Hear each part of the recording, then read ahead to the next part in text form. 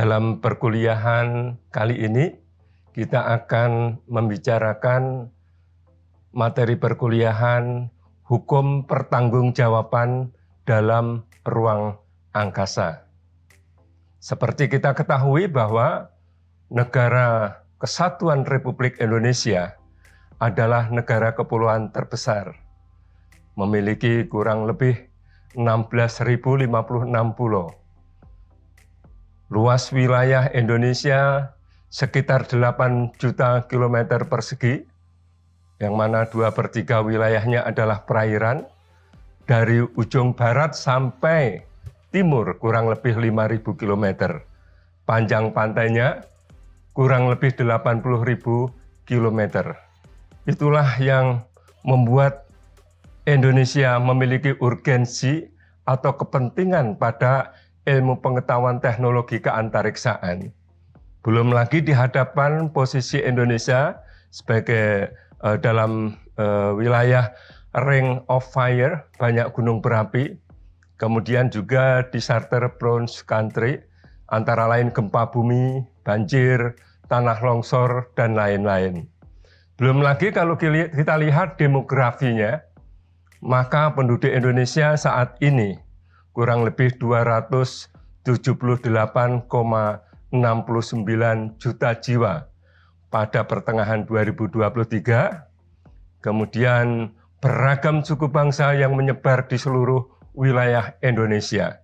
Oleh karena itu, penggunaan ilmu pengetahuan teknologi keantariksaan itu sangat memegang peranan penting di dalam negara yang dengan luas wilayah sangat luas dan juga dengan jumlah penduduk yang banyak yang tersebar di ribuan pulau. Kemudian dalam rangka membicarakan penggunaan dan eksplorasi ruang angkasa ini, seperti kita ketahui bahwa telah ada kesepakatan negara-negara dalam penggunaan dan eksplorasi ruang angkasa, yaitu kebebasan eksplorasi dan pemanfaatan ruang angkasa. Aktivitas di ruang angkasa dilaksanakan untuk kemanfaatan seluruh umat manusia. Kemudian juga pelarangan klaim kedaulatan negara atas ruang angkasa dan benda langit lainnya. Kemudian pelaksanaannya, aktivitas ruang angkasa ini berdasarkan hukum internasional. Kemudian pemanfaatan ruang angkasa dan benda langit semata untuk pemanfaatan secara damai. Prinsip untuk mengembalikan dan memberikan pertolongan kepada astronot, duta manusia yang dalam bahaya. Kemudian juga prinsip tidak menutup kemungkinan pelaksanaan aktivitas ruang angkasa oleh swasta yang diotorisasi dan disupervisi oleh negara. Kemudian prinsip pertanggungjawaban, nah inilah yang akan kita bicarakan pada kesempatan ini, yaitu hukum pertanggungjawaban. Kemudian prinsip pendaftaran, prinsip kerjasama dan saling menghormati, dan prinsip kerjasama internasional. Makna carta di dalam pemanfaatan atau penggunaan dan eksplorasi ruang angkasa itu diatur di The Outer Space Treaty of 1967, yaitu Treaty on Principles Governing the Activities of States in the Exploration and Use of Outer Space, including the Moon and other celestial bodies. Kita bahas sekarang beberapa pasal yang terkait dengan hukum pertanggungjawaban ini, antara lain terkait juga pasal 1 dari The Outer Space Treaty 1967, yaitu pada pasal 1 ini intinya adalah yang pertama, Province of All Mankind atau wilayah seluruh umat manusia. Manfaat dan kepentingan seluruh negara-negara dalam melakukan eksplorasi dan penggunaannya tidak boleh diskriminatif, asas kesamaan, dan mengacu kepada hukum internasional. Kemudian menjamin kebebasan akses atas ruang angkasa dan bulan serta benda-benda langit lainnya. Kemudian pada pasal 2 di Outer Space Treaty ini disampaikan atau dinyatakan bahwa ruang angkasa dan bulan serta benda langit lainnya tidak tunduk kepada kepemilikan nasional, baik karena tuntutan kedaulatan negara dengan penggunaan ataupun penguasaan apapun. Sering disebut sebagai is not subject to national appropriation principle. Jadi tidak boleh diklaim sebagai kepemilikan nasional, baik klaimnya atas kedaulatan, ataupun okupasi, ataupun klaim dalam bentuk lainnya. Kemudian di pasal 3 dari Space Treaty 1967 ini, negara anggota wajib melaksanakan eksplorasi dan penggunaan ruang angkasa, termasuk bulan dan benda langit lainnya, sesuai dengan ketentuan hukum internasional, termasuk Piagam PBB. Kemudian memelihara perdamaian dan keamanan internasional, serta meningkatkan kerjasama dan pengertian internasional. Ya, lanjut. Di sini di pasal 6 kita sudah masuk dalam kaitan state responsibility. Negara anggota di dalam pasal 6 ini memiliki tanggung jawab internasional bagi kegiatan nasionalnya di ruang angkasa, termasuk bulan dan benda langit lainnya, mencakup baik kegiatan yang dilakukan oleh badan-badan pemerintah maupun non-pemerintah. Jadi by government agencies or by non-government agencies. Kegiatan badan-badan non-pemerintah wajib memperoleh izin dan pengawasan terus-menerus dari negara terkait, di appropriate state. Oleh karena itu, untuk kegiatan non-pemerintah atau non-government ini, di beberapa negara diperlukan adanya undang-undang keantariksaan. Di sini akan mengatur mekanisme pengawasan dan juga mekanisme mengenai supervisi secara terus-menerus, karena di sini yang memiliki responsibility adalah negara, jadi state responsibility. Tanggung jawab negara juga meliputi kegiatan organisasi internasional, di mana negara tersebut menjadi anggotanya. Di pasal 6 ini pada intinya mengatur state responsibility. Kalau yang berkaitan dengan liability atau pertanggungjawaban, hukum pertanggungjawaban bisa kita lihat pada pasal 7. Dikatakan bahwa setiap anggota perjanjian yang meluncurkan, yang membeli, yang membiayai peluncuran suatu objek ke ruang angkasa, dan setiap negara anggota yang wilayahnya atau fasilitasnya digunakan untuk peluncuran secara internasional, untuk kerugian yang ditimbulkan oleh objek yang diluncurkan atau bagian-bagiannya, dengan tidak memandang apakah kerugian timbul di darat atau permukaan laut, di atmosfer ataupun di ruang angkasa. Ketentuan pasal 7 nanti akan diatur sendiri dalam Liability Convention. Kemudian dalam pasal 8 itu mengatur self-retained jurisdiction control. Jadi negara tempat suatu benda ruang angkasa didaftarkan itu tetap memiliki kewenangan, yurisdiksi, dan kontrol terhadap benda ruang angkasa tersebut, termasuk personel di dalamnya pada saat benda ruang angkasa tersebut berada di ruang angkasa atau pada benda langit.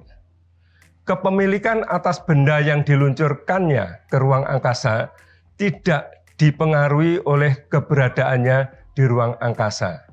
Jadi tadi kalau ruang angkasa, outer space, termasuk juga pada bulan dan benda langit, itu merupakan province of all mankind, tidak boleh diklaim sebagai kepemilikan nasional.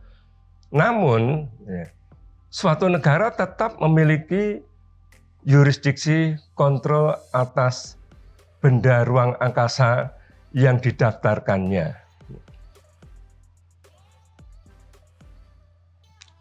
Kemudian pada pasal 9, ini menganjurkan agar semua negara penandatanganan konvensi melakukan studi dan eksplorasi ruang angkasa dengan cara yang dapat menghindari pencemaran yang membahayakan atau menyebabkan terjadinya perubahan atau kerusakan lingkungan bumi yang disebabkan oleh benda-benda ruang angkasa.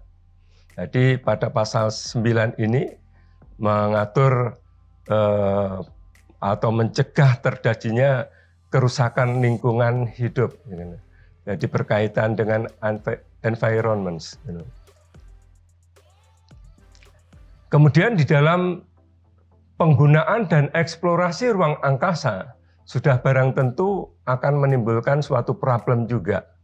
Adanya space debris, yaitu sampah ruang angkasa. Hampir dalam setiap persidangan di United Nations Committee of the Peaceful Uses of Outer Space atau UNCOPUS di Vienna, Austria, agenda item masalah sampah ruang angkasa atau space debris ini selalu dibahas. Yang mana sampah ruang angkasa itu yang ada di orbit bumi dan berasal dari program eksplorasi dan penggunaan ruang angkasa baik berawak maupun yang tidak berawak oleh negara ataupun organisasi internasional yang mempunyai kemampuan melakukan kegiatan di ruang angkasa. Space debris tersebut berasal dari mana saja? Yang pertama adalah muatan yang sudah tidak aktif, berupa bekas muatan aktif yang sudah tidak layak atau sudah tidak dapat dikontrol lagi oleh operatornya, biasanya berupa satelit-satelit yang sudah tidak dapat dikontrol. Ini lama-lama dalam orbitnya bisa benturan atau menabrak dengan satelit yang masih aktif. Pernah terjadi antara Cosmos dengan Iridium, nanti bisa kita lihat dalam slide yang berikutnya. Kemudian space debris itu juga berasal dari sampah sisa operasi yang berupa objek di ruang angkasa yang berhubungan dengan kegiatan di ruang angkasa dan tetap berada di sana. Dari sampah-sampah sisa operasi. Kemudian juga sampah pecahan yang dihasilkan dari objek ruang angkasa yang hancur akibat tabrakan, ledakan, atau sengaja dihancurkan oleh senjata anti-satelit dari permukaan bumi ke ruang angkasa, gitu. Ataupun kejadian lain yang tidak diketahui. Kemudian juga sampah ruang angkasa ini bisa berasal dari partikel mikro, dapat terdiri dari partikel dan gas. Ya, antara lain adalah propulsi yang digunakan roket. Pernah terjadi suatu roket yang gagal, kemudian propulsinya adalah uranium seberat 50 kg. Nanti di slide berikutnya akan ada juga. Kemudian bagaimana kondisi sampah ruang angkasa atau space debris saat ini? Jumlah sampah di ruang angkasa sementara ada sekitar 2000 satelit aktif yang mengorbit bumi saat ini. Jadi ada yang 2000 satelit aktif mengorbit, ada juga terdapat 3000 satelit yang mati yang berada di ruang angkasa sebagai sampah di ruang angkasa. Kemudian juga jumlah kepingan sampah ruang angkasa ada sekitar 34.000 keping yang ukurannya lebih dari 10 cm. Ada pula jutaan keping yang berukuran lebih kecil. Oleh karena itu, space debris ini dengan kondisi seperti saat ini itu selalu menjadi agenda item di dalam pembahasan UN Scopus yang setiap tahun selalu diupayakan bagaimana cara memitigasi space debris ini. Kemudian, liability sangat berkaitan dengan responsibility. Antara responsibility dan liability adalah memiliki perbedaan. Responsibility itu kewajiban hukum yang harus dilaksanakan oleh pihak-pihak yang satu kepada pihak yang lain. Jadi, sedangkan liability mempunyai pengertian sebagai kewajiban untuk mengganti kerugian. Jadi pengertian responsibility mempunyai makna yang lebih luas daripada liability.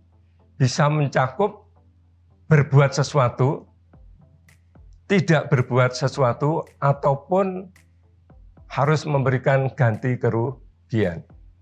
Ini gambar di sebelah kanan ini adalah gedung PBB di Vienna, di Austria, yang di sini ada dua kantor, yaitu UN Scopus, United Nations Committee of the Peaceful Uses of Outer Space, dan juga UNOOSA untuk sekretariatnya. Kemudian, sebagaimana tadi saya sampaikan bahwa ketentuan pertanggungjawaban ini, hukum pertanggungjawaban ini lebih lanjut diatur dalam Liability Convention of 1972. Bapak sebut saja sebagai LC 1972, mengatur lebih banyak mengenai permasalahan penyelesaian sengketa. Jadi bagaimana kalau terjadi sengketa mengenai adanya kerugian, baik jiwa ataupun properti, maka pada pasal 9 dari LC 1972, Liability Convention, maksud Bapak, harus ditempuh terlebih dahulu upaya penyelesaian melalui jalur diplomatik. Jadi harus ditempuh dulu pakai jalur diplomatik. Apabila melalui proses diplomatik belum dapat disepakati, maka atas persetujuan kedua pihak dibentuk claim commission yang bertugas memberi putusan ganti rugi tersebut. Kemudian menjadi persoalan putusannya apakah bersifat final and binding atau langsung mempunyai kekuatan hukum yang tetap. Maka putusan claim commission itu dapat bersifat final jika kedua belah pihak menyatakan secara tegas pada saat penyerahan kasus tersebut kepada claim commission. Jadi harus ada pernyataan, kesepakatan bahwa nanti putusannya akan bersifat final and binding. Lantas bagaimana kalau di dalam dua belah pihak ini tidak mencantumkan adanya dapat diselesaikan secara final dan final and binding ini, maka sekalipun atau sebaliknya dapat hanya merupakan rekomendasi saja. Jadi kalau tidak dicantumkan klausula tersebut, maka merupakan rekomendasi. Meskipun good faith, etikat baik itu harus dikedepankan. Ini mekanisme secara singkatnya dalam hukum pertanggungjawaban. Ini sebagai contoh tadi, adanya kecelakaan antara satelit yang sudah tidak aktif dengan satelit yang masih aktif. Peristiwa tabrakan yang terjadi di low Earth orbit, jadi orbit rendah ini kan, pada 10 Februari 2009, jadi pada low orbit, yang melibatkan satelit komersial Iridium 33 yang masih aktif dengan satelit Cosmos 22 yang telah tidak aktif. Space Surveillance Network Amerika Serikat telah mendeteksi sekitar adanya 700 kepingan yang membentuk 2 gumpalan awan space debris. Dengan demikian, kalau jumlah satelit yang tidak aktif ini semakin banyak, maka akan menjadi suatu permasalahan atau suatu kendala dalam rangka penggunaan dan eksplorasi ruang angkasa yang secara aman, secara selamat pada masa yang akan datang. Dengan demikian, jumlah space debris harus dikendalikan, dimitigasi oleh PBB melalui forum UN COPUOS dan sharing dari beberapa negara anggota peserta dari Space Treaty 1967 maupun Liability Convention 1972. Kemudian pada pasal 2. Pasal 2 ini negara harus bertanggung jawab secara mutlak untuk membayar ganti rugi. Nah, jadi tanggung jawabnya secara mutlak kita lihat dalam sistem pertanggungjawaban dari teori ada 3 yang garis besarnya, ada based on fault liability, ada yang kedua adalah presumption of liability principle, kemudian ada absolute atau strict liability. Maka pada pasal 2 ini menentukan tanggung jawab secara mutlak dari absolute liability untuk membayar ganti rugi. Dalam hal apa bisa terjadi tanggung jawab secara mutlak ini? Yaitu atas kerugian yang disebabkan oleh benda antariksa terhadap permukaan bumi atau terhadap pesawat udara dalam penerbangan atau in flight. Jadi kena permukaan bumi atau mengenai aircraft in flights, pesawat udara dalam penerbangan. Jika itu terjadi, maka pertanggungjawabannya adalah tanggung jawab mutlak, absolute liability. Lain halnya dengan pada pasal 3, tetapi sebelumnya kita akan jelaskan dulu siapa saja yang harus bertanggung jawab, atau state launch, atau launching stage, dari pertanggungjawaban negara-negara ini. Jadi dalam rangka eksplorasi dan penggunaan ruang angkasa yang menimbulkan kerugian, maka launching stage yang dimaksud diatur pada pasal 1C dari Liability Convention 1972, yaitu pertama, negara yang meluncurkan. Yang kedua adalah negara yang ikut serta dalam pelaksanaan peluncuran benda antariksa. Yang ketiga adalah negara yang wilayahnya digunakan. Yang keempat adalah negara yang memiliki fasilitas yang digunakan untuk peluncuran benda antariksa.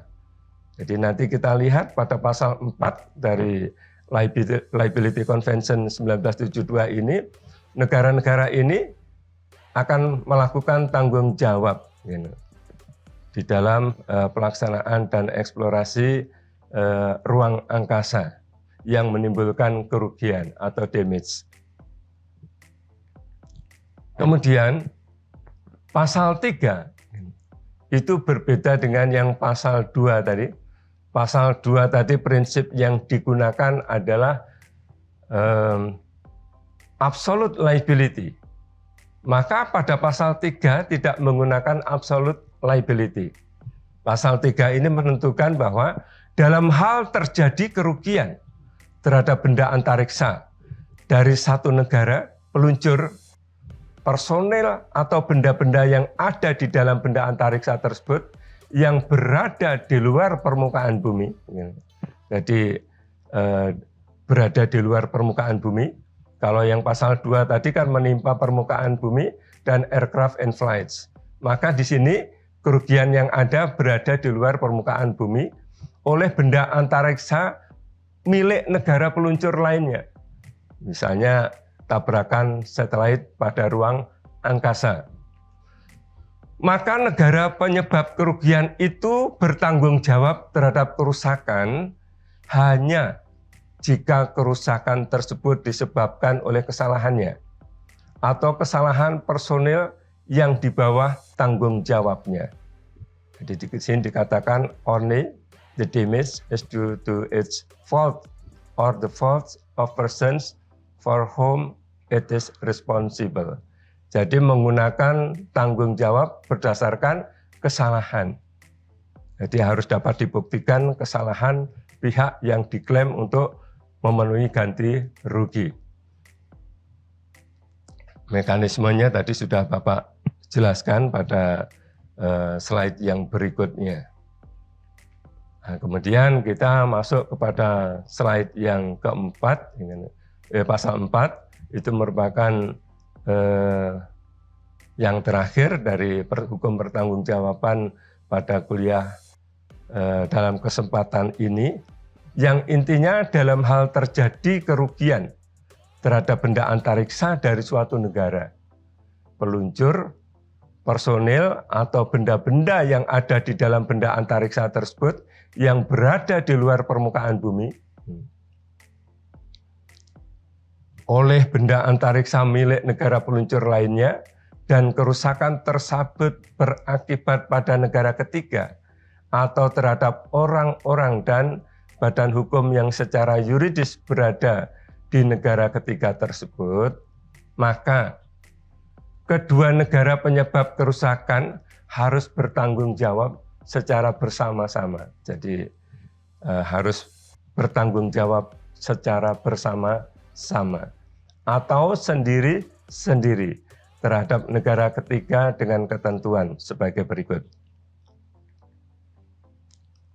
Jadi pasal 4 ayat 1 huruf A, bila kerugian pada negara ketiga terjadi pada permukaan bumi atau terhadap pesawat udara dalam penerbangan, maka tanggung jawab absolut.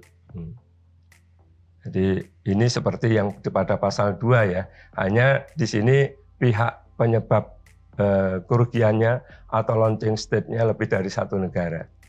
Kemudian pasal 4 ayat 1 huruf B, bila kerugian tersebut terjadi bukan pada permukaan bumi, maka tanggung jawabnya adalah tanggung jawab atas dasar kesalahan.